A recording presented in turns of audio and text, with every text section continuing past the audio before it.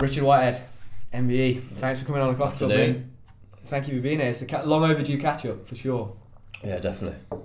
Yeah, it's good to finally see your surroundings and we had to see obviously what you do and obviously similarities. Yeah, just chat really, mate. Yeah, I think we're both at different stages of our careers, but aiming for kind of the same thing, I guess, in 2 years' time. So first off, I just want to start with how things with you. I've been following you on Instagram. What's today? Day 10? Yeah, day 10. Yeah, day 10. So I've had 6 weeks off after a very light year. Yeah, 2018 for me was all about just kind of maintaining a level of fitness. Right. And then I had 6 weeks off with the family, kids, spend a bit of time over the summer to kind of refocus myself and then put a plan together for the next 2 years and be very structured and focused with that and treat the next 2 years as not next 2 years to retirement, but treat the next 2 years as in it's a business, right, and get people to buy into me as a business and have the same core values and believe that it's still possible for me to be successful at 44, which I'm 42 now, but 44 in Tokyo. And also understand that it's not going to be personal. So I'm not going to be talking to like friends about this. This is all about colleagues and people that believe in me, that add value to my performance. It's really important. And I know from your technical sport, for me, I feel that I still technically can improve. And that will be the 1%ers that enables me to get on top of the podium in 2020. Yeah, definitely. Do you feel like, I know for me right now, I felt almost this year for sure, I'm almost kind of waiting for, I know once next year starts it's business time and everything's got to be full on. So you're kind of like almost not holding back, but it's that knowing what's coming. And I think I've only got that experience from building up to London and then building up to Rio. I feel like I've got that experience that some of the young guys maybe don't have, so I'm almost not going all guns blazing because I know how tough that's going to be. And with the last 2 times for me, I only had 6 or 7 months before the London Games because I was injured. Rio, same thing, I only really had 6 or 7 months. So this time I'm looking at going, okay, I could probably have 18 months in, which is going to give me a much better shot, but I'm going to need to really kind of spread that out and make sure I'm not overtraining.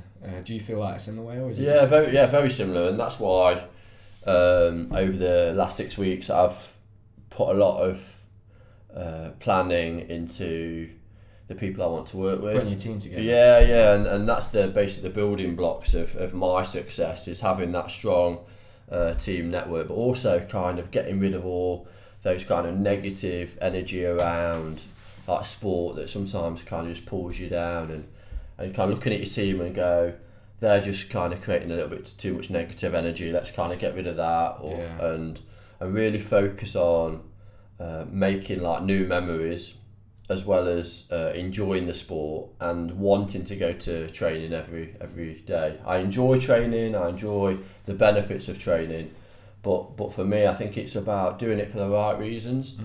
And I'm already double Paralympic gold medalist and 4 times world champion, but I still feel I can still offer sport in the respect of the legacy leading on after me, but also I want to kind of set a benchmark for those younger athletes coming through as well. And do you feel like over your career, because in the early days obviously it was probably a lot based on the results or getting world records and medals, how do you think how has that changed I guess the athlete you are now? Has that become more about leaving that legacy rather than thinking, okay, I want to win this medal or win this get this world record? Yeah, because I think for an athlete of my age that's already done what I've done in sport, I love medals, like obviously yours on the shelf, but realistically it's just a piece of metal that shows a massive amount of work and dedication's gone into it.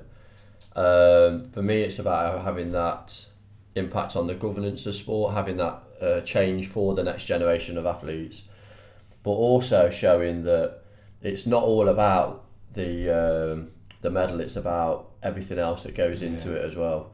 And I want to show people the real Richard Whitehead through my journey for the next two years, and I'm trying to create a platform to do that. Yeah, I think it's interesting that you said you're almost thinking of it almost like business. Yeah. I think it's really important, because I think sometimes when you're making those decisions within your team, it's very emotional, and you need to remove those emotions, and you need to say, look, if you're not on the same bus as me, you need to get off the bus. And I've had those conversations recently with British Athletics with my team, and just said, look, this is my expectations. I want you to tell me what your expectations. If they don't marry, then don't take this personally, but I need somebody else to fit into that area. And yes, this is something that I've always wanted to kind of put in place. And because I'm on top of the pile now, I want to kind of stay there. I want to stay on that podium, one place, and I feel that in 2 years' time there'll be a lot of younger athletes trying to take that medal off me, and to do so I need to be very ruthless with my team, with how I go to training, and creating those gold medal moments in training are really important. Yeah, I was trying to think this morning. I was trying to think when we first met. I think it was kind of when I was just coming up as a junior. I think we were doing I was going to the East Midlands Sports Awards. Okay, yeah. I think I met you there. Yeah. And you were always one of the first guys to come over and say hello and be super fun. I used to be so nervous doing them things. I'd be like, God, if I win an award, I might have to speak. To people and stuff. And so I think we first met around then, and you're obviously a bit of a local legend. So being in that scene, then I was really taken back by all of that. And then going into 2012.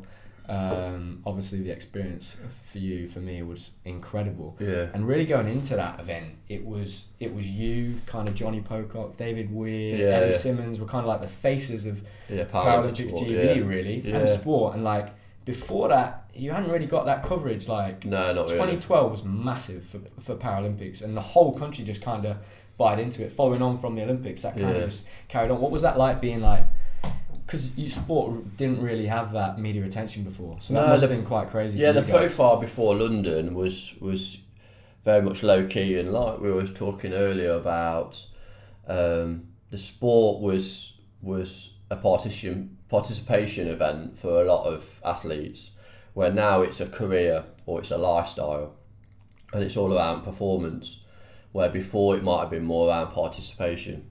So the likes of myself and Dave and Johnny, Ali Davis, we've kind of pushed the bar now to show, look, that we're performance athletes, and that's been a shift not just in public perception, but also with our able-bodied counterparts such as yourself, that we now obviously get the same kind of lottery funding, we access the same kind of facilities.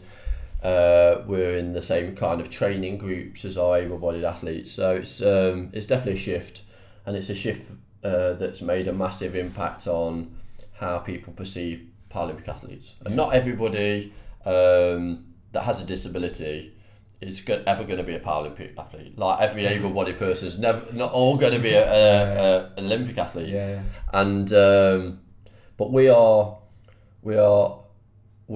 have a platform that we can make social change. So as long as we utilise that opportunity, I think that's why 2012 was so great. And I always, when I talk to athletes now, I say it's about utilising that opportunity as well. And when you're in front of the TV cameras, or when you're talking to a new audience of people, talking about the benefits of sport and having that legacy on your local community, because there's Paralympic and Olympic athletes all over Great Britain, and you can diversify your messages to have a massive social impact on your community, whether it's a rural base or whether it's in a city. And that's something that I am passionate about and will continue to be passionate about when I retire. And you can see that. You can see on your Instagram, seeing you do loads of charity work, going to schools, speaking to kids. It's important. You're on about working with Nottingham Forest and the 23s. That's something I go into schools, and I get such a buzz off, just because if I was a kid and had an Olympian come in and show me a medal, it would have been incredible. So I always I take that responsibility on my shoulders, and I think I've got that. And that's commendable as well, because not everybody does that. Though. Well, but I've got the opportunity to do it, so I really should do it. And I'm in a weird position in my career right now, because I'm at that age, especially gymnastics is a young man's sport, right? And the perception is that it's a young man's sport, and all of my teammates and friends are starting to retire. All the guys from 2012, another one of the lads retired this week. So Lewis just retired. So me and Max are still going. Dan Purvis is still going, but he's definitely towards the end of his career. So I'm actually kind of the oldest guy in the squad, in the GB squad now. So it's really weird for me. My best friend, he competes for Ireland. He's just left. He was my housemate as well, Andy. He's just left to go over to Ireland for a coaching job. Okay. So I'm at this weird place where I'm kind of feel like I'm that guy at the top. Yeah, well, I've got no one to kind of like talk to or almost that's above me. Yeah. So it's just a weird position for me I feel strange at the minute. Yeah. And I think swimming and gymnastics and obviously like table tennis are young specialisms. And ironically, when I was in sport, the two sports that I started with, and this was through my parents seeing the power of sport, were swimming and gymnastics. Oh, really? Nice. So I went to Daco Flying Angels. Yeah. So I was there up to the age of 13, and WAC, obviously, who you've probably heard of, is was the coach there. He's still involved.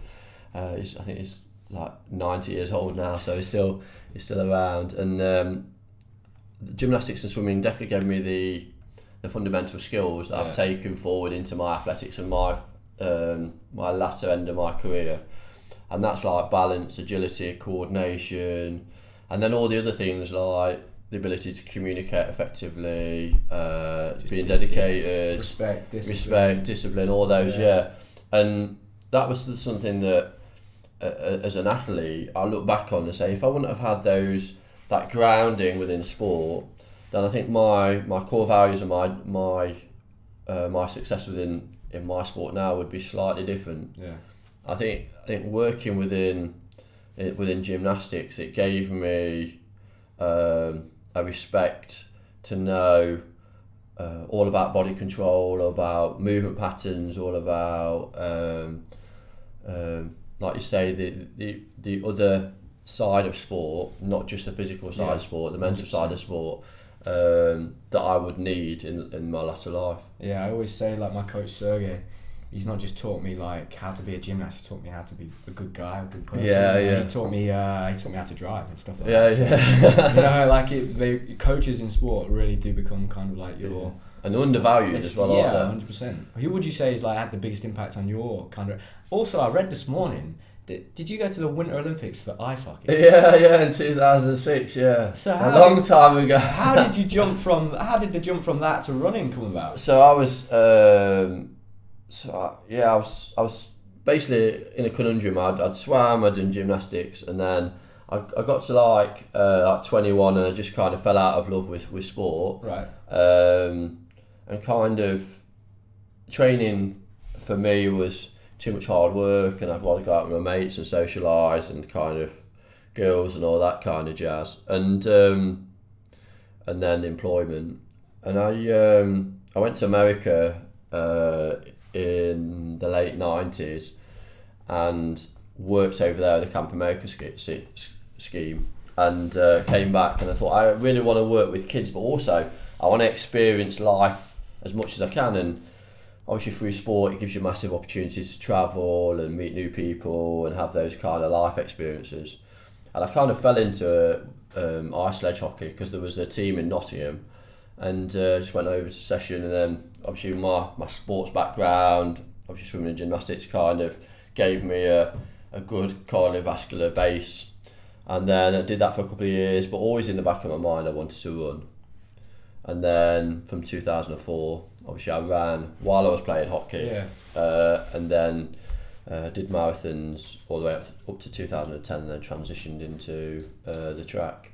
That's a crazy story, man. I'm sure a lot of people don't know that. No, like Wikipedia. I read that this morning. I was like, is that right? Like, so I've done 3 games, on 1 winter, 2 summers, and I think even the games in Turin in 2006 gave me an insight to what the Paralympics looks like. I think before obviously 2012 it was definitely a different animal, and the kind of people that I was working within hockey are completely different to the level of professionalism that I'm working with now. And also kind of when I was a hockey player, I was very committed, very dedicated, kind of my ethic was very high. But when you're working with people around you that haven't got the same core values, it kind of. I remember after my last game, we played Italy and we won, and I scored the winning goal. And in the showers after, we'd been knocked out of the tournament. I think we'd come 5th or something. And I sat in the showers and went, my next Paralympic experience is not going to be like this. Right. I felt shitty and felt like I'd not necessarily let my family down, which had travelled to Turin, but more like I just kind of, if this is what sport's about, then I want to make it better. Yeah. And so obviously my next Paralympic experience was in 2012, and I kicked ass in front of 80,000 people. So it kind of came round. But without that first experience, it might have been a kind of different story. And I always say, and I know you've been injured before, and those really dark times where you're having to reach for kind of inspiration, they are the thing that make the success so great. And when you stand on that podium, having the national anthem sang to you in front of however many thousand people inside or outside in the stadium, one of the things that goes through your head is definitely all the struggles and the hard times. 100%. What's the thing that kind of digs you out of that? You know, when you're in them low times, because training, it's not always. I think it's important to point out, it's not always brilliant. No, it's not. It's tough, man. There's them days where you're just like, God, this is gonna be hard today, and I feel like running. The distances you run as well, that must be quite a lonely pursuit at times. Yeah, sometimes. So you must spend a lot of time inside your own head, and it's funny. Like I utilise a lot of music though. Yeah, I was gonna say, but like in the gym as well. Although there's lots of people in there sometimes, you are very much, when you go up there and you put your hand up. Even when you compete in a team event, it's you. You can't rely on the other guys. You know, if you're playing a game of football, if you make a bad pass, you've got 90 minutes to make that up. Like one split second, it's gone. You know, in a race, if you lax off or it's done. So what's it? And what's the training like for you?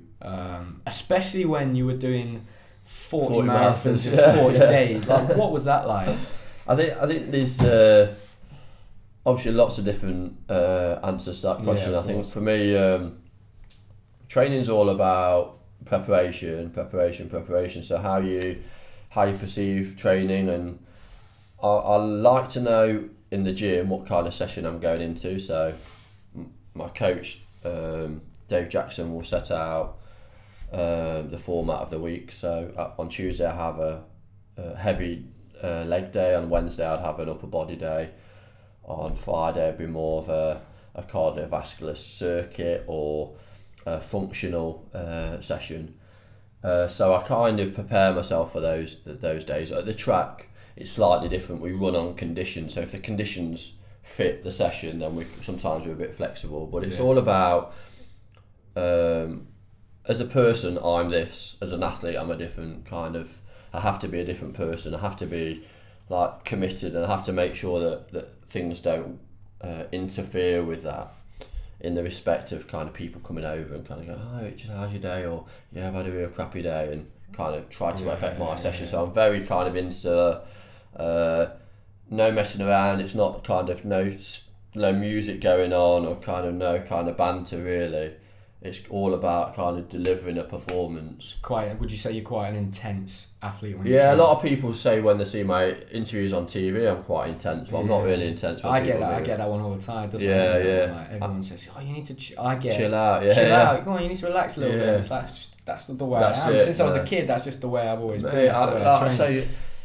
That 200 metre final, I was wanting to fight people. That's it. That's what it's like sometimes from about to do a vault, especially on the vault, because it's like you feel like you might not survive it anyway. Like I'm ready to like run for a brick wall. And I think you've got to be like that. You've got to be in that zone. Yeah, because I got to that start line in London, and as well as saying, don't mess this up, it's my big opportunity. You need to go, look, there was 8 other people in my race, there was 9 people in my race and in my final, and it's about how many of these other athletes deserve to win this race more than me. And training is a demonstration of how racing is a demonstration on how hard you've trained, and I know that I trained harder than any of these guys, and I felt that it was my time to step on top of that podium and really embrace it. And that's what it's all about. Training is has some ups and downs, but having people around you that can support that, having mechanisms that you can kind of rely on, and kind of I have like boxes that I have on my shoulder that I can open, and kind of it makes me kind of realise how fortunate I am, and that as professional sports people you've got a responsibility, but also it's about taking that opportunity. Yeah. And you're a long time retired as well, so you kind of make those memories and continue to make those memories, whether it's standing on top of the podium or whether it's just being better than you were yesterday. Yeah. And one of my friends, Simon Mellows, that I used to play cricket with a long time ago, he died of sarcoma in 2005, and that was one of the reasons why I ran 40 marathons in 40 days, to raise money for his charity that I'm a patron of. It's really important that kind of on those times really tough where you can't be asked to get out of bed, because it's like it's a February morning, it's cold, the heating's not turned on, you know, you've got to get up at 6 a.m. Yeah. You maybe like you've not got enough breakfast in the cupboard or something like that, and you're going, oh, my preparation's shite at the moment.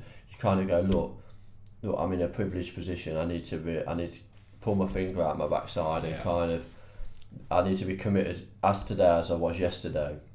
And I always have that moment, like in the morning when I'm brushing my teeth, or when I'm going to bed brushing my teeth, where you can just go self-reflect really about what you've done that day. Pick a positive. I always have a positive thing going into bed and going to sleep.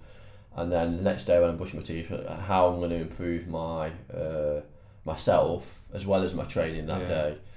And that's why I still do a lot of my running, because it's a lot of time when I can actually self-reflect and just have me time to dissect my training and see where I can move forwards, where I can say, yes, that was terrible, but I still think I can improve that, and have people around you that also can look on the positive as well as the negative side, which helps. You need to have those people that can tell you the truth. Yeah, truth and honesty. And going back to my team as well, it's set out from the start that these are my core values, you need to align with those, and it is all about truth and honesty, and I don't want people to say how great I am all the time if I've been crap that week. 100%. I know that for me, like I got injured in March again on my bad ankle, so I had surgery on that ankle in 2014. March this year, did a vault, landed super short, was on gas and air, kind of got stretchered off. And it was one of my ex-teammates, my ex-team captain, Christian Thomas. I had a message from him and he kind of said, hope you're doing all right, mate. I haven't really seen you in that kind of pain before, quite worried about you. The only thing I'd say to you is keep doing it as long as you can, because there's nothing else that comes close to it. And that really like hit home for me. So that even now, because I said to you before we started this, I was like, you know, I struggle with motivation a little bit. I've done 6 rehabs in 2 years, which is like a crazy amount. Recently I'm pain free and I got back to competing, so I did 4 comps in 5 weeks, but before that I'd only done 3 competitions in 18 months, which is ridiculous. So it's almost like, and I'm one of those guys similar to you, I think, that does everything by the book, you know. I like don't leave any stone unturned. To do all of that constantly, and every time go like start a rehab, start from scratch, 0, and oh god, I'm gonna have to do this all again. And then almost to not get any of the good stuff at the end of it, it can be quite demoralising. Definitely. So recently that has stuck with me. When there's been them days where I'm like, don't get me wrong, I still go to the gym. Even if I complain, I'm going to be there. I'll be the first guy there. I'm always there in the gym. I'm the first guy there. I'm there at 12:30. I'm getting that much older now, so I'm not the last guy there. But I'll be over to the next gym doing all my rehab and strength and stuff. So I still take it crazy seriously. And I think as you get older as well, you add more value to your training. It's like I train harder than I ever trained when I was 21. And I feel that all the times I've had struggles, or all the times we've kind of found issues with like hips or injuries, that we've kind of gone, actually there's a bit of here's a functional exercise that will help this strengthen my hip flexors, or this will open my shoulders up and we'll do more rotator cuff work, and that's stuff that I continue to do now. So I would say, like, I've got a gym at home, so I do 3 sessions away from home, and then every night I'll just go in the gym and maybe do a little bit of work on my rotator cuff, or just stretch out a little bit. And that's one of the positives of having so many injuries. You pretty much become a physio yourself. Yeah, so exactly. Like the younger lads in the gym, because there's a big age gap between in the gym at Nottingham. We've got some really good youngsters coming through now. We've got about 6 of us are in the GB team, and these lads are like 17, 18. So when they get an injury now, Normally they come to me and I can go, okay, so you need to do this, because it's normally like ankles or shoulders, and I'm like, well, I've done this rehab so many times. You find out all the shortcuts, and but also you're a voice of reason in respect. You can come out of it the other side. Yeah, 100%, yeah. And there's a procedure that you kind of need to go through with rehab that it's not going to be all whistles and bells. It's going to be some really tough times. But you need to be goal driven, and whether that's goal of the day, goal of the week, goal of the season. It makes a big difference doing them small goals. Yeah. I can remember when I first had my ankle, because it was a serious injury at the time. Yeah. I can remember I had these really small goals. It might be just to walk the first time. Yeah. Just even with crutches and that. And so I get there, I get that goal, and the realisation 30 seconds later that I'm so far away from where I needed to be would hit me, and it'd be like, and I'd get really, really like worked up. But then I'd set a new goal, and it's just them small goals like every day, like you say, that make that big difference, and they build up to that end result. Yeah, and challenging yourself as well, and just kind of, I think sometimes with sport you get so solely focused on that kind of one-dimensional progress, and what I've learned is there's so many different avenues within sport that you can challenge yourself. And we talked earlier about knowledge is power, and just making sure that you're not just physically working on your body, it's also your mindset as well. And 100%. especially with the environment that we're in at the moment with mental health, it's all about talking, having a safe platform to have those conversations, but also looking outside of your sport and having that self-meditation and that time where you can learn a new skill, maybe a language like you're doing, or it might be go out of your way and utilise some of that spare time that you have and support a charity or support a local initiative that will give you some life skills that will add to your value. And a bit of perspective as well. Yeah. Because I think I've seen athletes in the past, and I've been guilty of it myself, you can get so locked into what you're doing that it can become a detriment to what you're trying to achieve. I know myself, I would basically train with my coach, so we were doing one-on-one for years. It was just me and him, and we'd go some days without even talking. A lot of that was because we could just communicate through hand signals and stuff. And you just become so like, you almost get used to your own company. And I know personally that's something I've struggled with in the past, so I have to go out my way to make myself spend time with friends. It sounds weird, like forcing yourself, but I know that I don't do well when I spend time by myself. I know it's not good for me, it's not healthy, so I almost go and spend time with my family. And it seems weird, like a lot of the stuff you do as an athlete is almost like I've got a routine, so it's like, it feels weird writing down, okay, I need to go and see my mates, or I need to go and spend time with the family. But even open that kind of your social group. And I think when you, I remember looking at, there was a initiative that was on, I think it's BBC, that they were pairing up lonely pensioners with like teenagers that have got time, and it was very interesting how these teenagers would learn so much from these pensioners, and kind of their life perspective, their life skills, and how these young people have got such a better understanding of what the community environment looks like. And I think for me that's really important, because as an athlete you're in a bubble of it's very athlete focused, so you're the middle of your little team. And you don't let a lot of people into that environment. And then if you have this outside influence of like from people that have got a range of experiences from a range of different scenarios, it really does open up your knowledge base, but also makes you a better person, which inevitably will make you a better athlete. I know that like the mental health, I've started meditating recently. I really like that. It's really helping, just with like breathing control and it has a big impact. And for me, I honestly feel like once you get to that high level, it is just it's a mental game. You know, like you were saying, it's knowledge is power. You know, in the gym just a few weeks ago, there's a young lad in the gym called Pavel. Like 5 minutes before, he was trying to do a skill. And physically, he could do that skill. And all it took was me to almost like an old school video game. You need to know the cheat codes to get to where you've got to get to. And I said, look, Pav, you just need to put your arms a bit wider, push with 2 arms, and you'll be back. He's doing it banging handstand. he was like the happiest I've ever seen. Yeah, I was yeah. like, Pavel, you physically could do that 5 minutes ago. Yeah. You just needed me to give you that knowledge and explain, okay, do these things, and it kind of unlocked the skill. Yeah. And I'm trying to get that across to the young guys. Just, Yeah. you know, you need those mentors. Listen to Sergey, the coach. Listen to the older guys in the gym.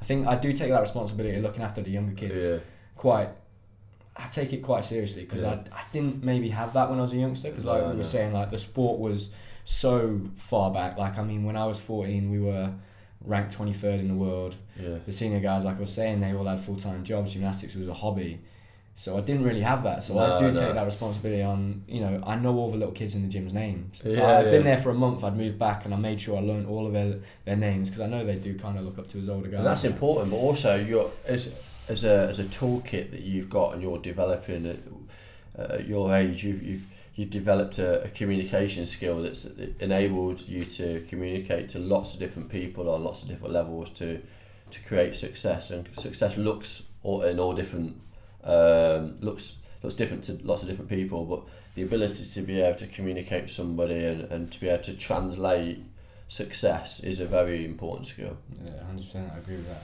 What was it like when you got your MBE? Yeah. What was that experience like? I think, again, I'm not massively into that self-gratification and all this kind of stuff, but must be a proud moment. Yeah, for the family. My mum and dad came to Buckingham Palace, and I got my MBE from Prince Charles, and like obviously a gold letterbox I got of 2012 in Loudon, very very similar, and it's great because when I was growing up, obviously times are really tough for a person with a disability. Yeah, I can imagine. And everything that I've worked for up to this point in my life, I've definitely had to earn it. I've never been given a silver spoon. I was never given an opportunity. I've had to work my arse off for it. And to go to Buckingham Palace, it was really nice that my parents were there to kind of see the fruits of that success. And my mum and dad went to London 2012. They came out to Rio and they'll come out to Tokyo to see me compete. And that's important, the ability to pass that through to your family that have obviously supported you through those really tough times in your life. And what does your training look like now in the lead up to Tokyo in comparison to what it was like in Rio and then London? Has it changed? And I know that everyone talks about marginal gains and bangs on about it, but it definitely is a big factor. And have you seen, like in your sport with your racing now, so when in London 2012, is the competition like so the competition is definitely closing the gap. So it's like me and the South African young kid we'll basically be like very close in Tokyo, and it will be all about how much the other person wants it, and I'm very very aware of that. But I also, because of my age, everything needs to be perfectly aligned for me to have success, and that's always been over the last 4 or 5 years. Because of my age, it's captured my nutrition, my sports science support, my physio support, my training, all these things had to align, which is quite a stressful kind of time. But as soon as they align, and all I need to do is get to that white line and blow the opposition away, it's a great thing to be able to do. And yes, marginal gains are something that people do talk about, but I think it's all about preparation, really. I think I always look at success as an opportunity to positively reflect and make changes. Too many athletes make changes when they aren't successful, and then that within athletics we see a lot of athletes that jump ship and jump coaches when they don't achieve their goals. But it's okay for them to buy into a coach's philosophy initially, and then all of a sudden they're not working for they're looking for this magic formula. It just doesn't exist. No, it doesn't exist at all. I've been with my coach through thick and thin, and we respect each other. He's old school like your coach very much. Work, you'll get the success, and he expects 100% commitment, and that's what you get. So if you spoke to my coach, you'd say, I kick ass every session, whether it's snowing, I'll be out on the track, whether it's like 40 degrees, I'm out on the track. And that's really important. For me, marginal gains, it's about technically and physically, I think you're always going to give 100%. It's all those little things around other people having maybe a third eye on your sport and go, have you tried that, or I tried this maybe 5 years ago and this had a positive effect on my sport, or and you being dynamic enough to say, actually, I try that. I try something new. I try something that nobody else has tried. And like, I've always been open to that. And whether it's prosthetic support, whether it's sports science, which I've been involved in since I was marathon running. And yeah, remember I'm a marathon world record holder, so like 2:42 marathon to then world record holder for 200 meters. So I know what it's like to be a high performance long distance athlete as well as a short distance athlete as well. And again, it's about not being scared of doing something that nobody else has done. It can be scary taking that leap and trying something new. I know earlier this year so June time we had like European Championships trials. I was coming back from my ankle injury. I had a tear in my cuff like last November. Yeah. That flared up again. I was just in a bad place. And I said to my coach, I was like, sir, I think I need to just take 5 days off, and just because mentally I felt like there was too much information going in, and I just wasn't getting my best out of, I wasn't getting the best out of me. And I took the first day off, and that night I was like, right, I'm going into the gym tomorrow. Yeah. I'm from that generation where it's like, you're weak if you take a day off. And I would beat myself up as a kid, so I took the 5 days off, and it was the best thing I ever did, because then now I actually made a change in that because my biggest issue for me is overtraining. Okay. And once I get like one injury, I'll work doubly as hard to get back as quick as possible. Yeah. And I'll just get myself in a hole, and I've just been going around in a cycle essentially. Yeah. And so I took it upon myself to say, okay, I need someone that can stand on the outside, that's not directly involved with my training, but can keep an eye on me and step in when they need to and say, look, I need to calm down, train a little bit less. So I have this kind of like this app called Google Sheets app, where I can type in like my load, my ankle flexibility, shoulder flexibility, what circuits I've done that week, the intensity of, say, my high bar session, how many minutes I've spent on that high bar session, the repetitions I've done. And then on the other end of the feed, there's my physio at British Gymnastics, and he can watch that. So every 2 days he can check in. And then if, say, my loading's gone up high and my ankle range and my shoulder range and tightness is going down, he can step in and go, look, you need to be careful. You're at risk now of getting injured. But even doing stuff like that was hard for me to do, you know? I remember my marathon coach at the time, she was very similar with overtraining marathons is a regular occurrence, and as soon as she always says you need to stay the right side of that white line, and it's very, very similar to my track athletics, making sure that I'm not on the edge of that cliff just staring over that line, that I'm the right side, but I'm making sure that I'm going in the right direction all the time. It's hard to know that. How do you, because I would be interested, because I don't always know, you know, I'm like, I think it's knowing your body. I think also kind of being very honest with yourself. And sometimes you get up and you feel blazed, you know what I mean? You feel like, and then you go, well, has my nutrition been on point? If that hasn't, have I got enough sleep? And then you go into the gym, and like when I go into the gym and speak to Jacko, he'll say, out of 10, how do you feel? Yeah, 9. No, how do you really feel? Yeah, 6. And then he kind of, it's that honesty, and he knows I want to go in the gym and lift PBs every session. And he'll be like, look, you're 42 now, you can't be lifting PBs every session. You can't be blazing it every session. And I'd say, look, let's just push on. And he says, what the right thing to do now is to maybe take a step back and then bank some sessions and then push on when we're feeling like great. But you need, it's the honesty thing, I think, especially when you get to a stage in your career that you've been through a couple of cycles, is like key.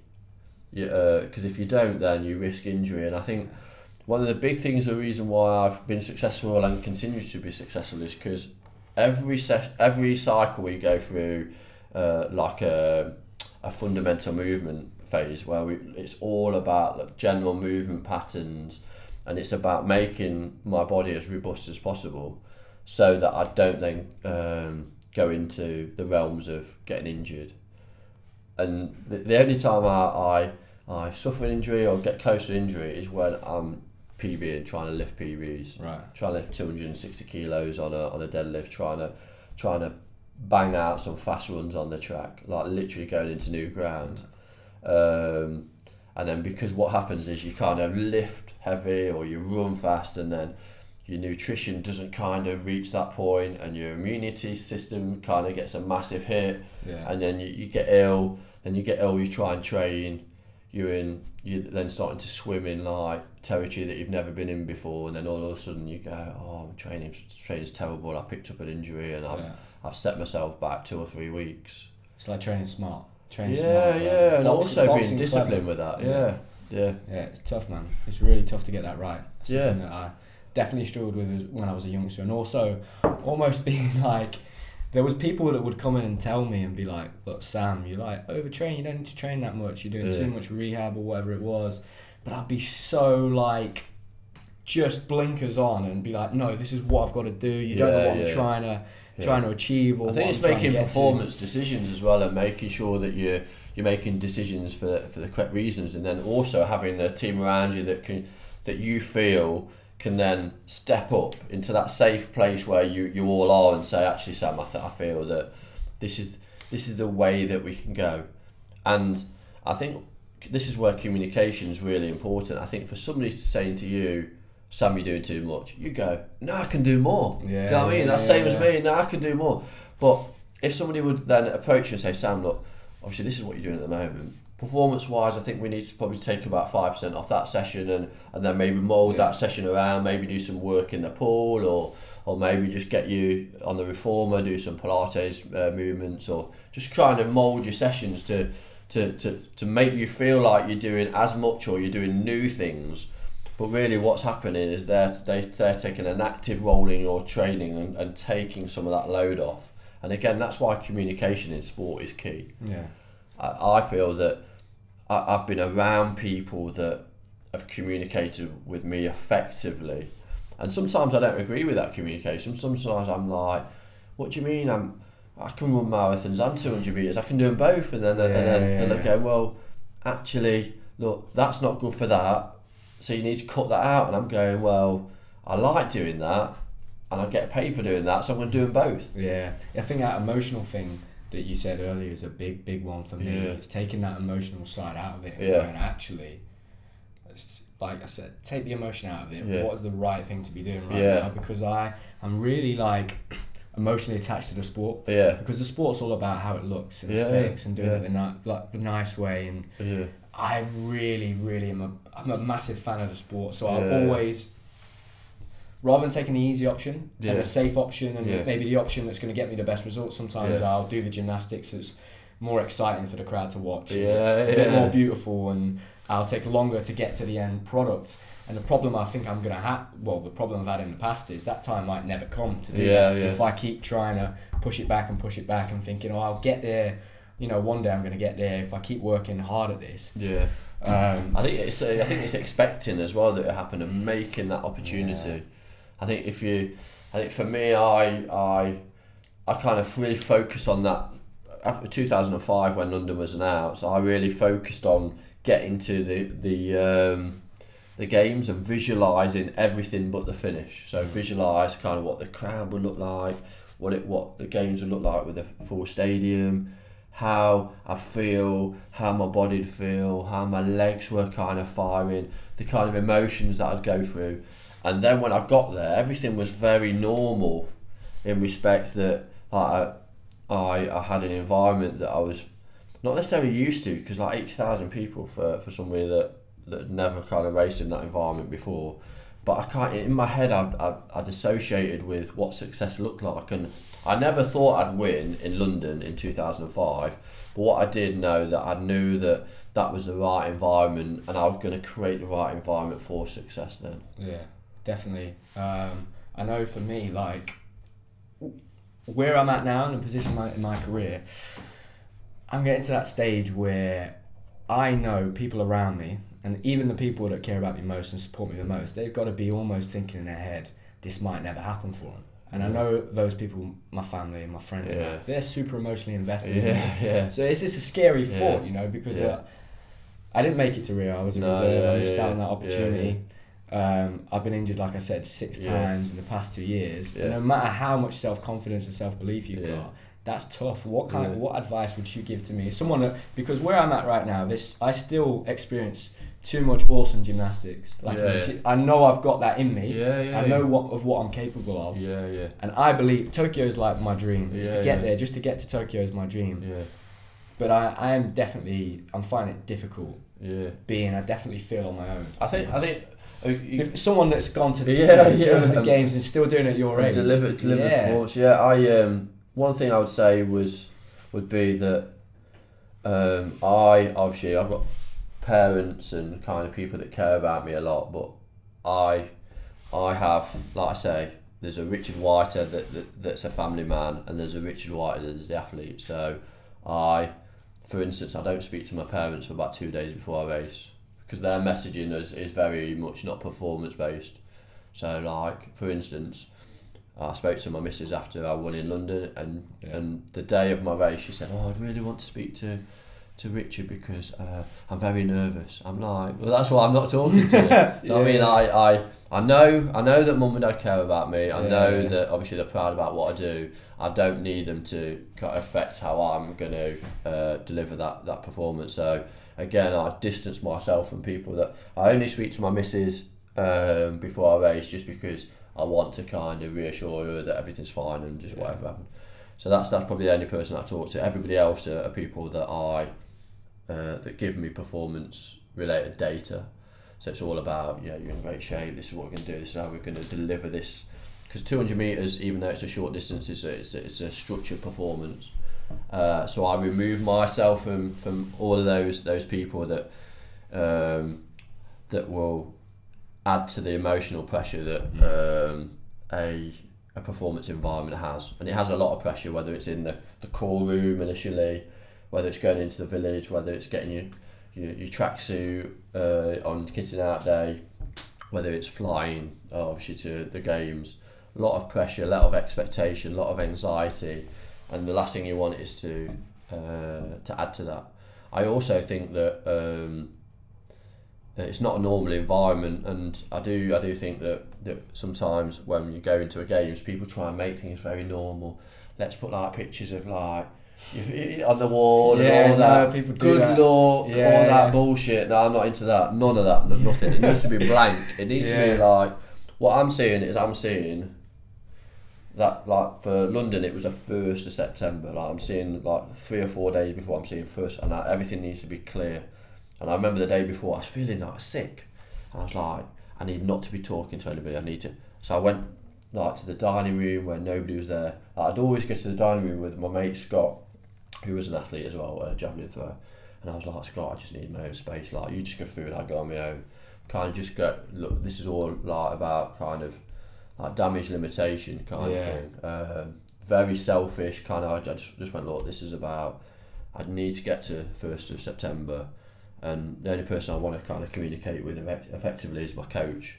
And we're going to kind of just talk through my race." And it was basically just alienating myself from the rest of the team, and being very like performance driven.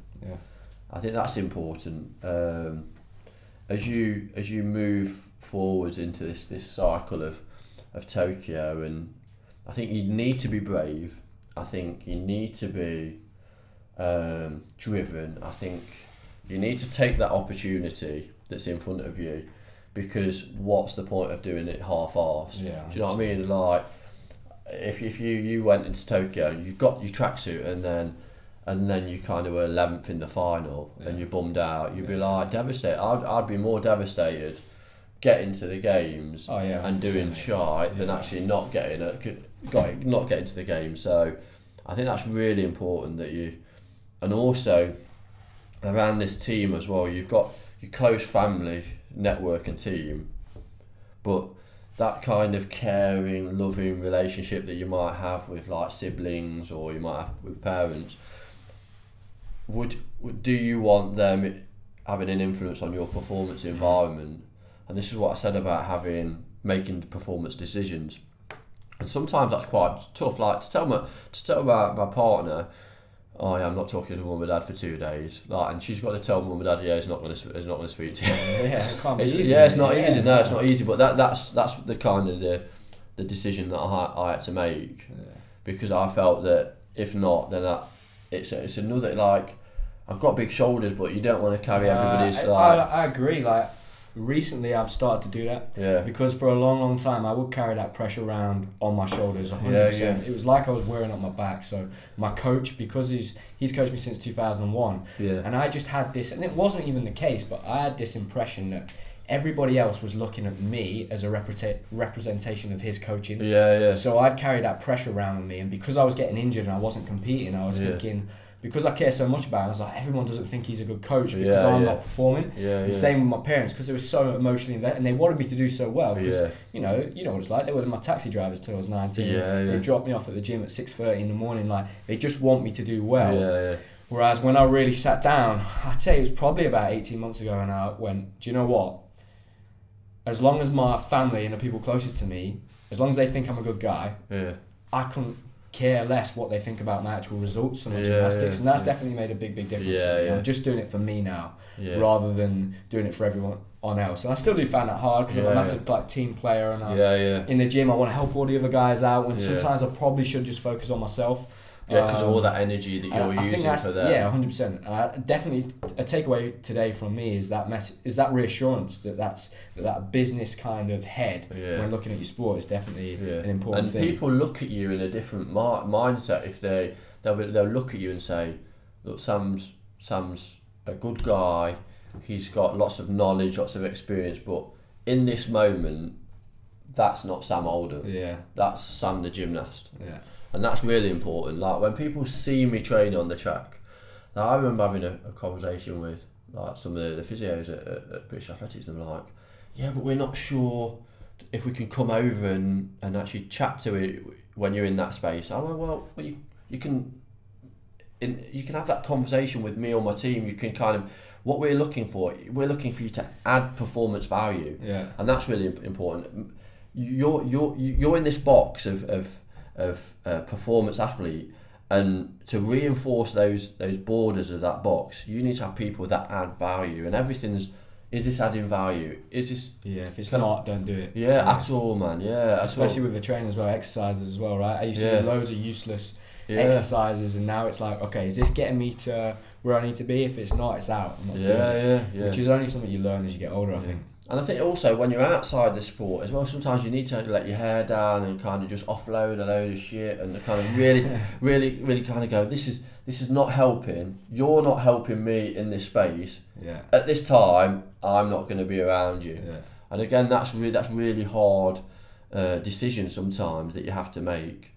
But I feel that at the start of a cycle, it gives you like a blank canvas, and like I said, I've had 6 weeks off, and that's given me kind of, me and my family went down to Devon, we had a great time, also gave me some reflection time, and I came back, and since then I've touched base with everybody, like sports nutrition, sports science, physio, coach, performance coach next week, so we're all on the same page, but it's given me kind of, do you believe that we can do this? Do you want to be involved? If you're treating it just as a job, I don't want you to be involved. I want you need to emotionally buy into my performance. If you don't believe that we can do this, and you're only doing it because you're getting paid at the end of the month, I'm not interested. You gotta be ruthless like that. Mate. You literally have to say. And as soon as that first time they let you down, you let them know. You go, that's the last time you ever let me down. The next time you're out, and it literally is like that. Like Do you have mentors now? Do you have people that you can go to? Well, I think so. I think I talked about Liz Yelling, and she was a Commonwealth bronze medalist in Manchester for the marathon, and she coached me as a marathon runner, but also she's somebody that I respect and trust as a person as well as an athlete, and I found that some of the people that were around me that were kind of giving me advice didn't really understand what it's like to step on that white line or be a professional athlete, and I need to have people around me that are empathetic to my situation, in respect, not, oh, you're a gold medalist, so I'm going to take what you have on board, but somebody that can kind of go, yeah, you do feel a bit shitty at this time, or you do need to have a little bit of time off, or you do, in this environment, it is quite lonely.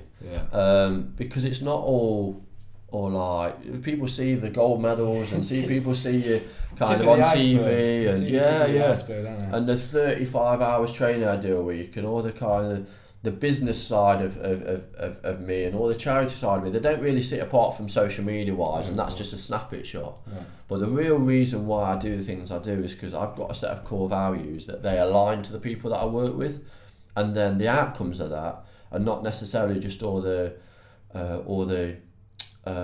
materialistic things. It's everything else, and hopefully when I've passed away 100 years time, people say, oh, Richard Whitehead, he was a great guy, and this is what he stood for. They won't say, oh yeah, it's Richard Whitehead and he ran fast. Do you know what I mean? I just wouldn't want that for people to see. And what's the goal now? What's the end goal? Like, are you looking past Tokyo? Is Tokyo just all you've got?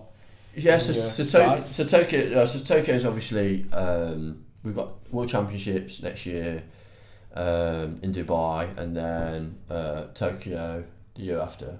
So it's all driven towards them really. But then kind of I've got this toolkit that I've learned over time, and whether that's through my work experience, working with kids or working abroad, as well as all the brands and charities that I've worked with, as well as all the other skills that I picked up from working with lots of different experienced people.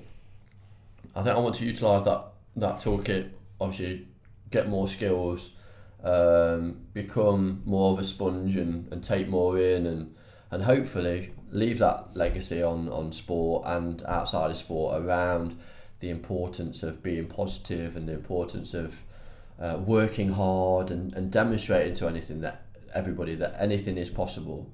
But it's all about putting this strong structure together and having people around you that really believe in you. Yeah, and they're invested in what you're trying to do, I guess. Yeah, obviously within sport you have to invest a lot of time. You have to emotionally invest in that.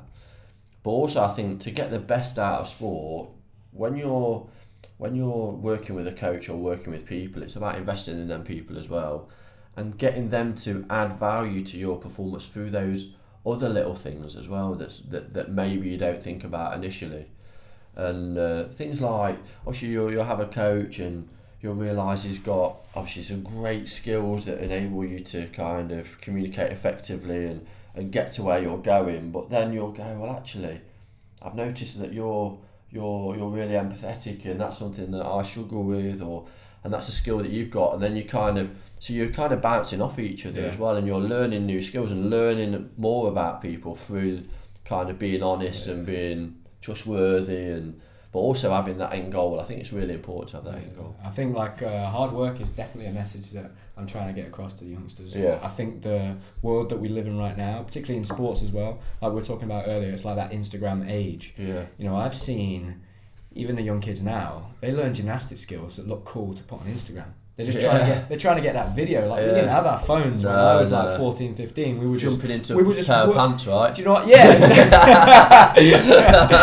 I'm not seeing that ever. But yeah, like we were, you know, we didn't have them phones to do that. We were just putting the work in. Yeah. And there's these kids, like I said, they're just learning skills so it looks good on Instagram, and they're not doing the fundamentals. It's just trying to get that message across that like, just because gymnastics is doing so well in this country and sport's doing so well, if you get on the GB team, that doesn't mean you've made it. No. Like you've got to work your arse off, and it's only the top few guys in the sport that really can make a living off this. You know, I got some of my best friends and some of my friends that were recently retired, you know, they were 25, they were injured, and they were, you know, they weren't making any money doing this. So my worry is, because I look after these youngsters and the kid, that they think, young kids, they think, oh, we're gonna, once you're 18, you're on a GBC, you've made it. It's just not the case. So it's just getting that. And I think when the athletes that do make it, it's scary because this generation have got, they want everything like that. It is all for the gram or whatever, and it's and those individuals think that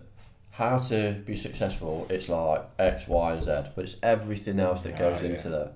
It's all those kind of skills, and you find that those athletes that are successful, like for me in athletics, the able-bodied athletes, so Jess, Mo, Greg Rutherford, have all got things in common with the likes of me, Johnny, Alid, Dave Weir, that were successful. And we all were dedicated, we all worked hard, we all had coaches that bought into who we are, we all worked outside of the system, we were all very individual, we all have got a work ethic that reflects that that performance, and it's about going back to what I said about half an hour ago about being ruthless, being brave, being honest, being committed, giving everything to the cause. And I think funnily enough, it actually comes down to that work you do when no one's watching, when no one sees it. It's not that, you know, that amazing skill you put up on Instagram. It's not that. It's the work that you can do when no one else is watching. I always say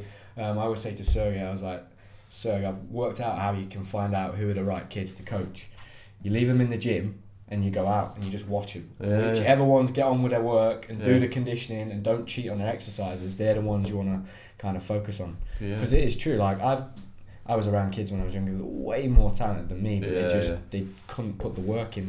They could do it if someone was watching. They were performers. If someone came in the gym like a national coach, they'd turn it on straight away. And those are the talented kids, and sometimes it just takes them a bit longer, and then they switch on and then they get the results.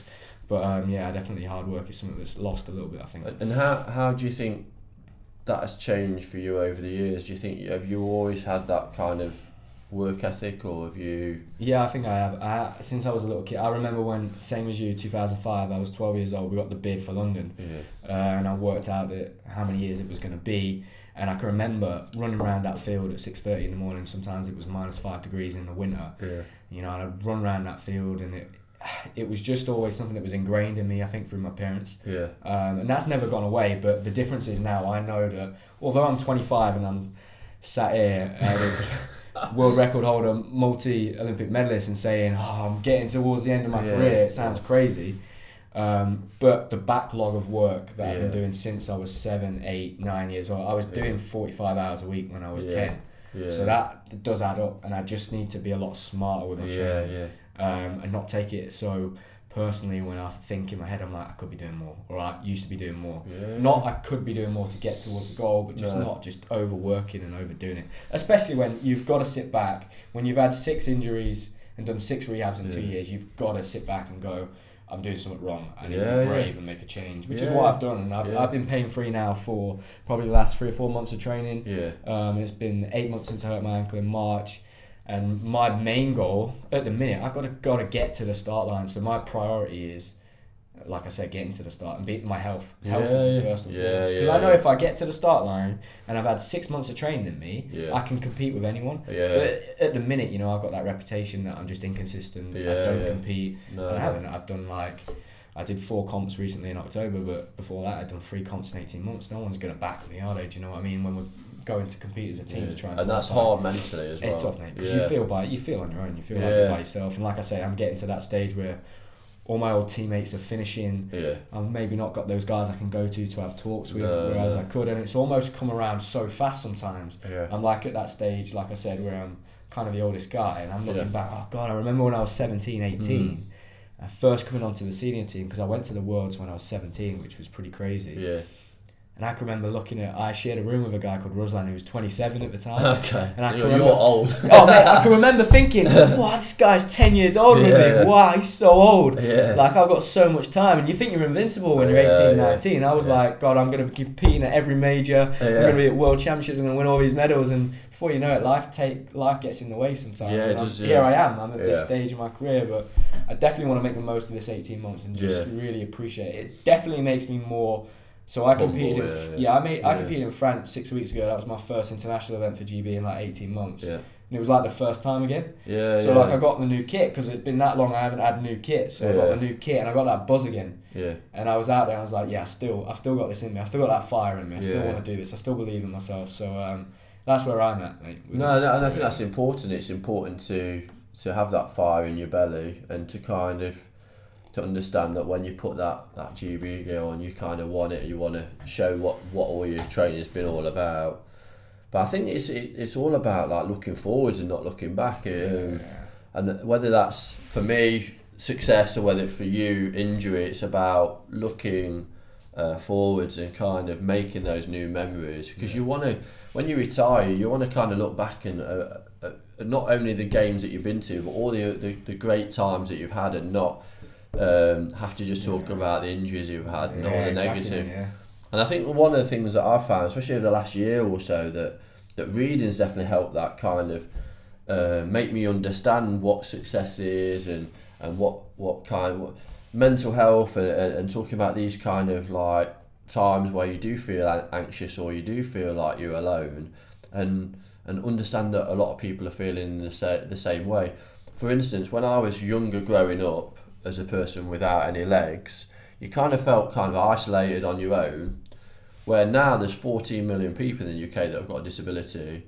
So what I'm reading around mental health is that obviously there's a lot of people out there that regularly suffer from mental health issues and anxiety, and it's about having strategies and a safe place to be able to talk and to get support, don't feel isolated, don't feel alone, and have the opportunity to kind of just talk. And I'm definitely developing that. I'm developing that kind of scenario to be able to openly talk and to talk to people that obviously I trust, because that's also important. You've got to have an environment where you do feel you can be open with somebody, because that's not all within sport, because basically you're a competitor. 100%. Sometimes you go, well, actually, if I'm going to be honest, they're going to think I'm weak, and like I'm going to say, oh yeah, I feel alone. I feel that I've got nobody to turn to within my sport. So I'm going to look outside of my sport because I feel that that's a safer environment. Yeah. And when people talk about these highs and lows, it's not the highs and the lows that's the tough part. It's that vulnerable space in the middle where you're going up or you're coming down that I find tough. And like I said before, like people like Liz and people like my coach, my C coach, they're people that the reason why I work with them is not just because they're great at what they do, but also I feel I can trust them with what I say to them, and they're sometimes that sounding board that I need to just kind of just lay it all down and just say, look, this is how I'm feeling, and then 2 minutes later I'm into my session and everything's gone kind of thing. But then also sometimes I think it's good to have a bit of fire in your belly. You know, if somebody really annoys you and really like for me, you know, if I see somebody not training as hard as me, mate, don't. That's what you ask the boys in the gym. I'm on them. Yeah, that's it. And the thing is as well, because obviously I work in an environment, especially we work at Loughborough between 12 and 2 is I think it's 10 and 2 actually. 10 and 2 is a performance time, so only performance athletes go there. And if I see performance athletes that are earning the same money as me, and they're like dicking around on the track on Instagram, mate, oh my goodness.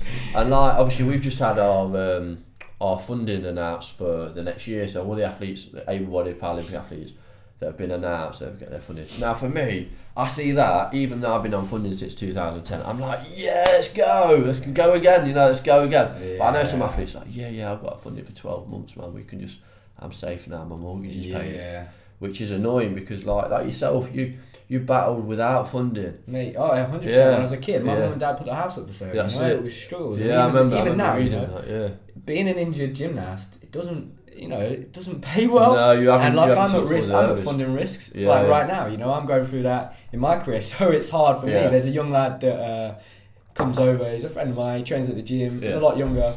He's just getting onto the scene, and he was in the gym the other week, and he was messing about with football, and he come over and I threw the football away, and then he come back and he knew what he was doing. He knew he'd kind of pissed me off a bit. Yeah. But it's not because like he was doing anything. There's nothing wrong. But he came home and had a chat to my brother, and he was like, Sam off today or whatever. Yeah.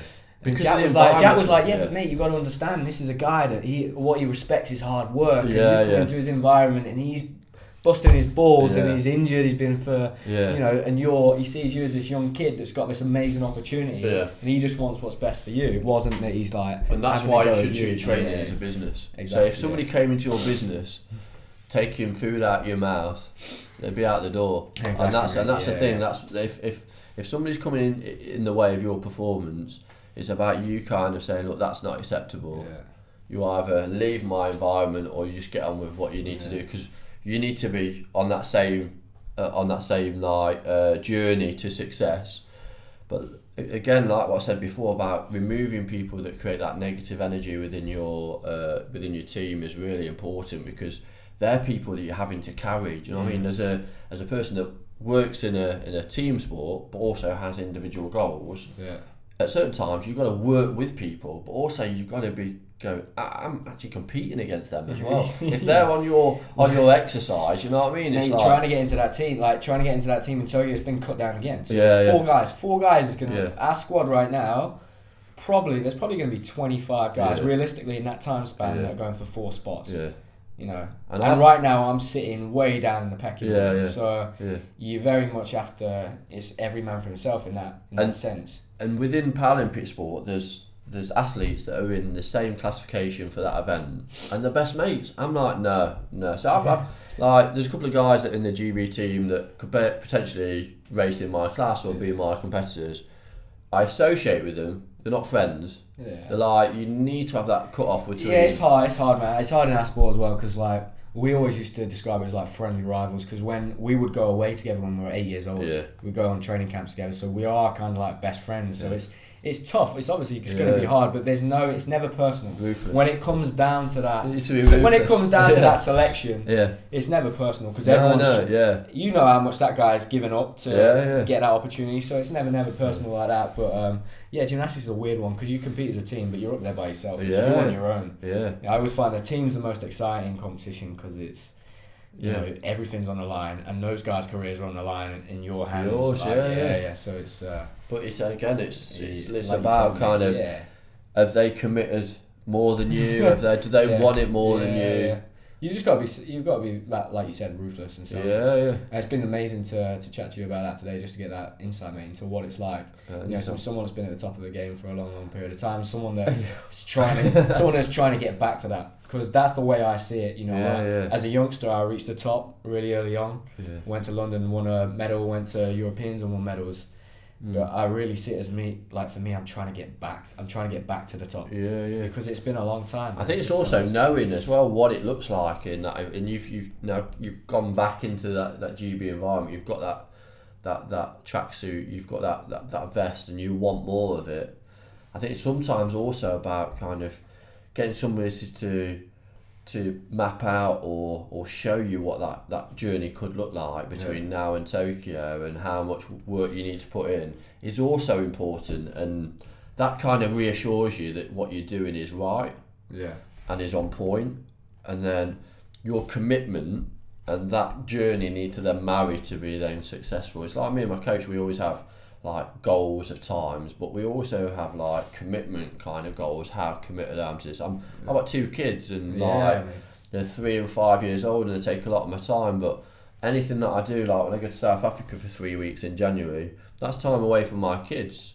So I need to show my family as well as my coach the reason behind the decisions I make, and that's also really important, that you do the things for the right reasons, performance wise, but also setting up a better life for your family, and you'll go for exactly the same when you've got kids and stuff. It'd be I'm doing this for, I've already done my gymnastics. I want to go into coaching. I want to go into mentoring. It's hard, mate. It's hard. I mean, you've got that other stuff, especially for you. I know I give to go back to 18 and have no worries in the world and just do gymnastics would be amazing, you know. But you've got them, like you said, them outside factors that begin to play a bigger part. And it definitely has an impact. Like, for instance, your little one's like sick or gets brought home from school, and I'm lucky enough that with my job that every day I'm able to take my children to school. I pick them up from school. I'm able to put them to bed at night, wake up with them. It's like not many fathers and mothers are able to do that like 7 days a week.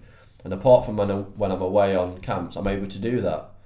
But that has other restraints. But you just need to be dynamic. Like after 2012, I put things into place that would be more effective. So I bought loads of weight gear and turned my double garage at home into a fully functioning gym. So like obviously barbell, dumbbells, row machine, treadmill, blah blah. I've got everything that I need to. If I can't get out of the house, I can still do my session. And that's really, really important, that you've got an effective procedure that enables you to do your work at home if you can't get out of it, if your environment's more home based. That's amazing. It's amazing to see you've done that, and you're definitely one of the most professional guys that I've spoke to in a long time. And I just do my thing. Like I said, like you can get stuck in your ways, and I haven't had that opportunity to speak to like a lot of people that I kind of like look up to or in the sporting world recently, because you kind of, you know what it's like when you're out injured now, you're kind of out of the scene, and it's good to chat to people and get that perspective. So it's been great to chat to you this morning, mate. I want to finish off with just a few questions. It's kind of like a quick fire. I'm going to pick your brains. Okay. So the first one is, what is your favourite album of all time? Oh, wow. Favourite album? Oh.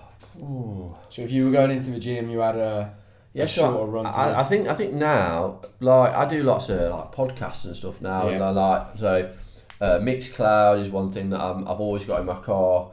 So I like house music, so Defected Records, they've got loads of stuff.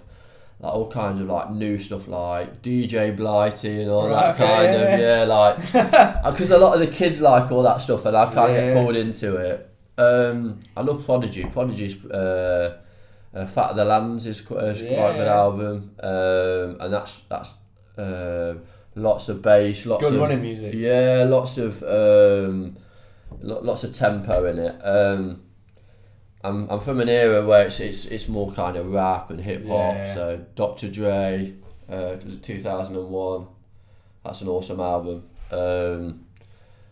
I love music. I listen to a lot of music. I think an iPod, obviously when I was growing up, was something that you kind of just whacked into. But now, obviously with streaming music, it's everything's so much more readily available. And basically now what we do is a lot of the lads, we just kind of communicate what we're listening to and then kind of jump on it. Jump on it. But up-tempo music. When I chill at home, I quite like Maxwell is like jazzy kind of. That's great music to just chill out and kind of just take the pressure off. Different music for different. Definitely. But again, if I'm trying to get into like the zone and I go in the gym and there's some like fluffy music on, I'm not happy. I'm literally like I'm taking my iPad and I'm like not even asking, I'm changing that music and I'm whacking it, and everybody's listening to what I want to listen to. What if you were to have a walkout song? If you were going to walk out, what would your walkout song be? Walkout, because I know quite a lot of boxers as well, so I know Carl Froch and I know Dylan White, he's training at Loughborough at the moment, so walkout song, that's a good one, that is.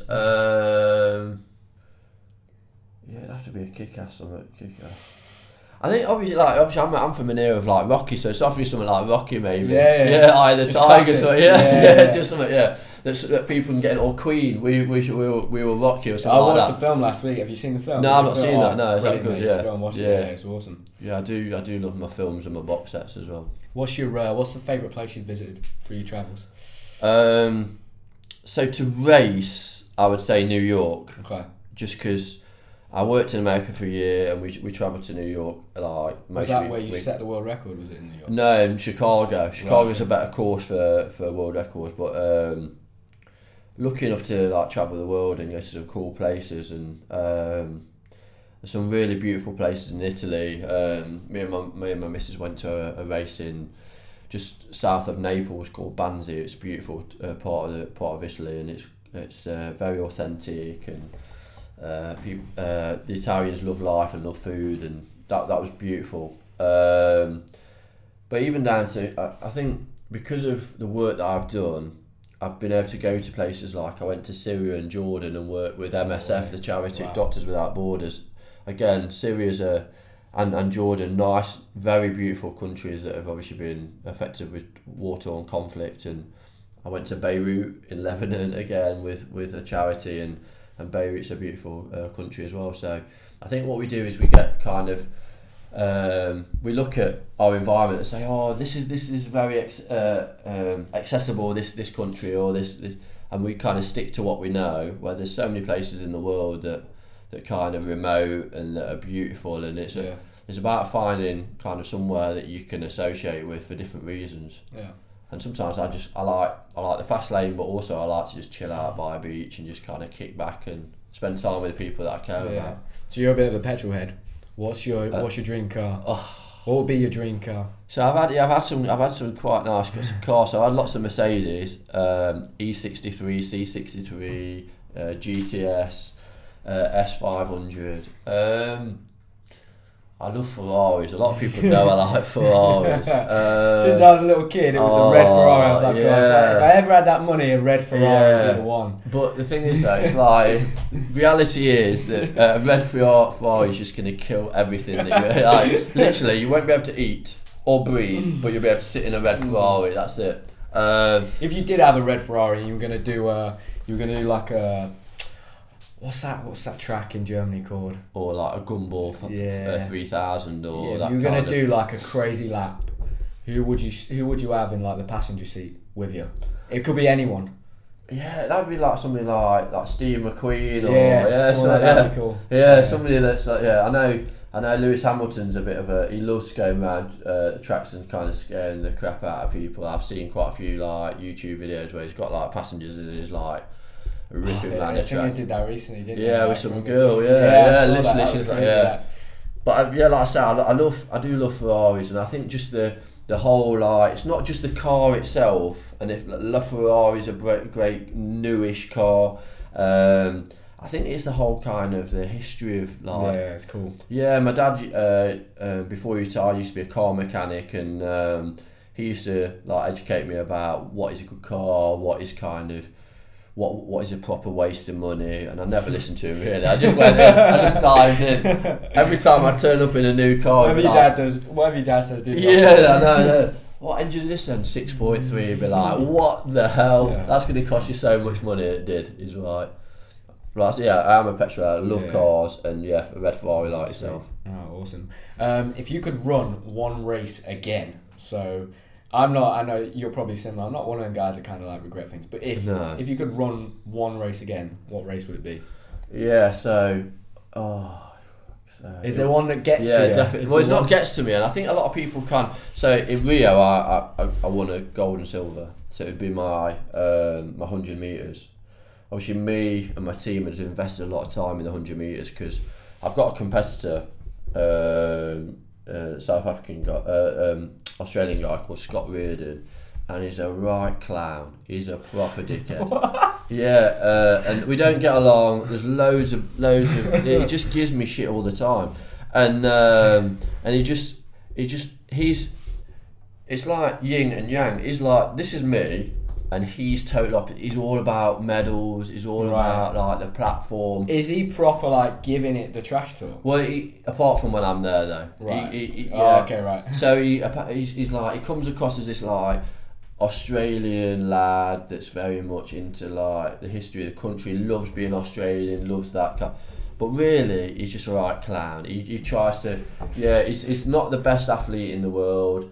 So I was gonna ask. So last time I had a teammate of mine on the podcast. I asked him like, so if you were gonna have like a charity boxing match, who would you? So would this be the guy you'd fight? Yeah, probably. But you'd have rocky music on. You'd walk out, and this would be the guy. He wouldn't have one punch though. There's nowhere. Like you look at the size of him. He's a right little weasel. I've called him out. I've called him out on TV loads of times. Right, yeah, I've called him when I was in the World Championships.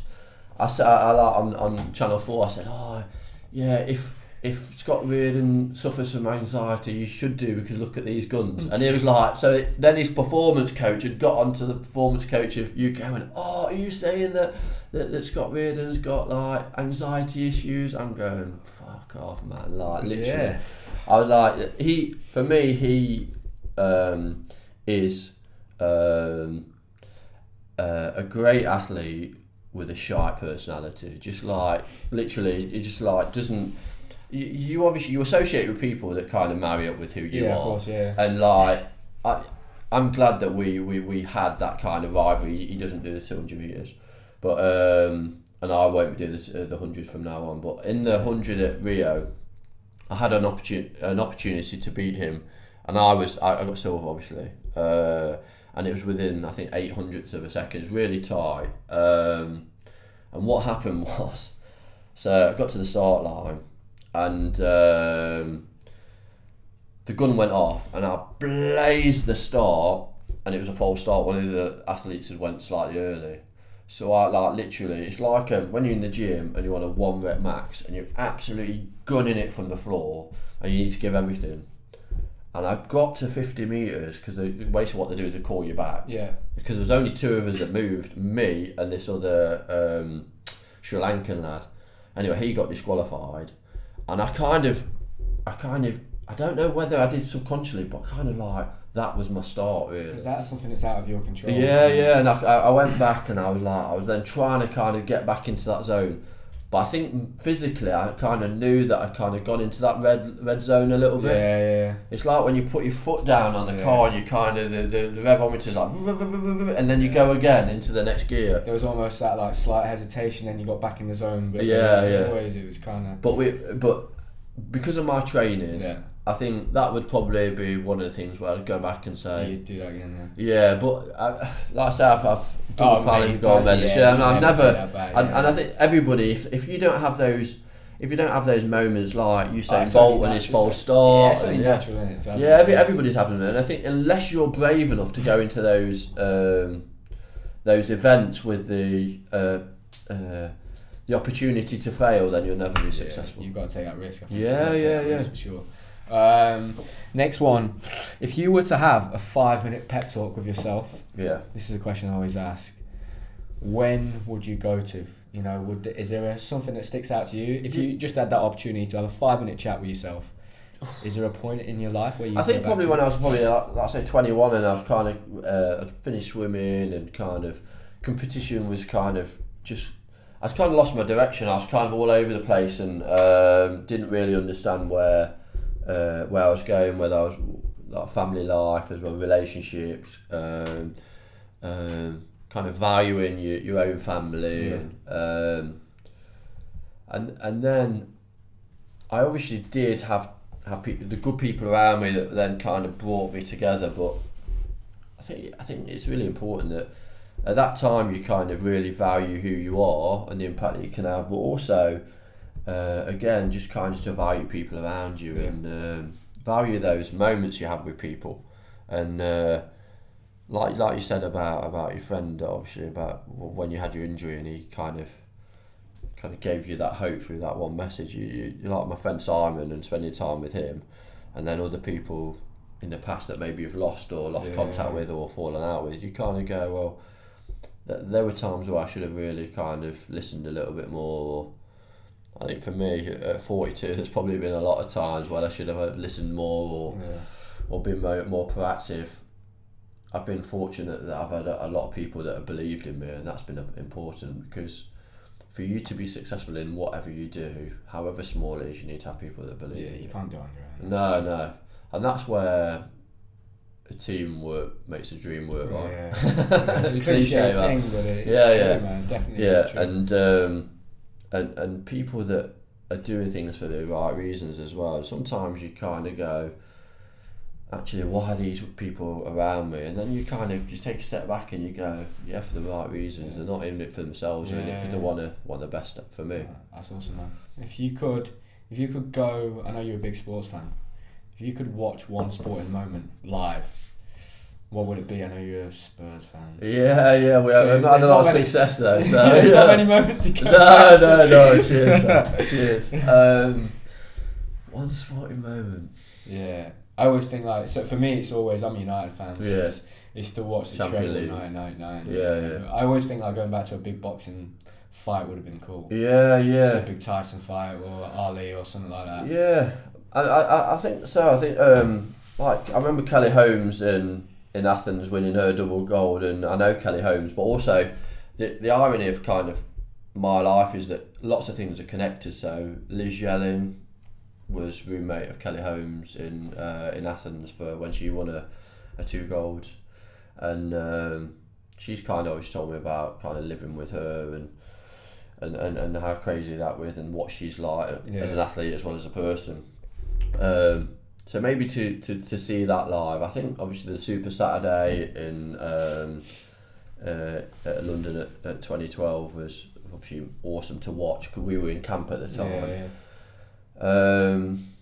Football wise, I think World Cup that '66 being at Wembley, and be able to kind of be around like the UK when that kicked off. But I think when you think about like the big sporting events in the UK, I think like 2012 was up there. Yeah. It's just that vibe. Everyone was just like, it was like everyone was so happy. Yeah, just on a different level. It was just a crazy thing to be a part of. Yeah, and I think unless you were there, it was like, and I think it's special. That will always be a moment in Paralympic sport, the game changer. But I think for sport in general, and how, like, I can remember before 2012 not knowing like able-bodied athletes that I kind of regularly chatted to, but after that you're regularly kind of chatting to athletes of any sport. You'd be at an event with like a canoer or like whoever, and you'd be like, oh, wasn't that was crazy, and I know I didn't medal, but and it wasn't all about medal success. It's not, and I think as I've got older I've realised that for sure. Like the medals are amazing and they represent something, but at the end of the day it's like a piece of metal, and I've said recently, like, I could lose my Olympic medal and it'd suck, right? But it's the memories I have of those 5 guys who were in my team that we share together. When we it doesn't happen very often, but when we get in a room, you can give each other that look, and that's just share it with them. It's those memories. And people know, so they talk about it and they know how you feel. But like standing on that podium for me and having 80,000 people like singing the national anthem, and I was the only gold medal for that day. And that was special. That was special. Very special. And kind of what was going through my head at that point was, this is like surreal, man. This is proper surreal. It's like watching a film. Like for me, it was like watching a film. It was weird. So check this out. So this is a proper funny story. So I wasn't expecting to win at all. My time said that I should be like up there, but so I didn't. I kind of went against the protocol. So like I didn't have like my presentation jacket. I don't do all that, like, I know I shouldn't say that, but like, they always say in your bag, oh, you need to have your presentation jacket, all this. Right, okay, I don't do that because that's like tempting fate. Big time. So I went down to trackside. My prosthetic legs were in the warm-up track. Everything was up there, and so then you finish, and then they take you around to like the presentation, and then you go anti-doping, and they go, oh yeah, so going straight into presentation, because I've not got my prosthetic legs. So I said, I'm not going up on the podium without, I've not got my tracksuit, which you've got to have, and then I've not got my, so then the announcer goes, oh, so we've got to waylay the presentation of the T42 200 metres because Richard Whitehead hasn't got his prosthetic legs, and everybody was laughing their head off. So everybody knew that day the reason why that my medal presentation was like an hour late, because somebody had to run up, collect my legs, and then bring them back down. Oh, that's brilliant, mate. But what a story. And just kind of like talking to the guys in the kind of the medal room after, it was like they just couldn't. There was a guy from Germany, Heinrich, and a guy from America, Shaquille, and we were just talking about, they just couldn't believe like what they'd just been through. Yeah. And then we looked, the race had been shown 3 or 4 times on the monitor that was in the room, and we were like, that was freaking awesome. It was just like we were watching somebody else's race. Yeah, that's what I thought. It was almost like an out of body experience. It was like just watching it all unfold, like my experience of it as well. It's just special, man. Memories you just going to keep for a lifetime, for sure. And I think obviously that's the reason why the era that we live through with social media and kind of YouTube, that you can continue to go back and look at that. Watch that stuff. Yeah, and still now I look at it and I go, yeah, I know that's Richard Whitehead, but that's not me. Yeah, you know what I mean? It seems like it wasn't even me doing it. Like when I look back now, because it's been a long time now. 6 years. No, that's an amazing story, mate. And just to finish off, the last thing. It's been amazing to chat to you. If you got any advice for young people, probably about the similar age you were talking about, when you go back to that time when you were around 21, that are a bit lost, don't quite know what to do, struggling with stuff, what would you say to them? I think when you experience life, you always want it now, and it's about not thinking that it's important to have everything at once, and it's important to have those life experiences and be resilient. Be kind of, you're going to have all these ups and downs. When life is tough, sometimes it's just about getting through today. You know what I mean? It's like I still have those days where you can't. Well, I just need to get through today because I know tomorrow's going to be better. and being resilient, and knowing that there's lots of people out there that are having the same kind of issues, or they're having, I say, being a youngster nowadays, being a teenager is tough. There's lots of outside pressures, and I see lots of labels, people having lots of labels put on them, and I think as long as we're open and have that safe place where we can all kind of communicate and be honest with people, there's always hope. And but you need to kind of just hang in there for the long game, and don't expect things all at once. Yeah. And I see within sport a lot of people dropping out of sport because of they're not successful now. Where I say I won my first Paralympic gold medal later on with my career, so I was like in my late 30s, and I was involved in sports since I was 4 years old when I learned to swim. So it's about kind of understanding that you're kind of, if you're a book, it's not about judging the book by its front cover, but it's about getting to the back and enjoying the story, the process. And I know process goals, and it's all kind of wishy-washy sometimes. But for me it's about kind of just enjoying the memories, working hard, making sure you take people on the ride with you. Don't feel like it's a chore. Training or life sometimes can feel like a grind, whether it's getting through the week, getting to the next paycheck. I think it's about challenging yourself to be better, to have a positive impact on your community, and we're lucky that we've got sport to do that. And the power of sport is a massive tool that breaks down social and economic environments, and we're able to do that through communicating through what we do. We don't need to open our mouth. People just see us what we do and go, that's amazing, I want to know how that relates to me. And then what it is, it's for us then to communicate to them and say, look, I'm able to do this because I've dedicated my life to something I love what I do, and this is how I'm going to engage with you to make your life and to enable you to have a positive life.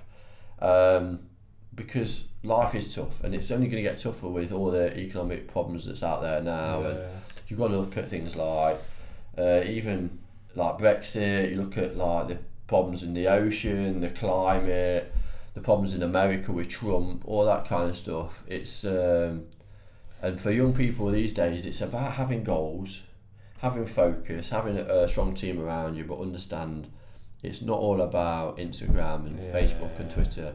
It's about having an environment around you that cares for you, and having common goals. Yeah. Awesome. Rich, mate, thanks for coming on, man. Always a pleasure. It's been a pleasure, mate. Cheers, mate. Thank you very much.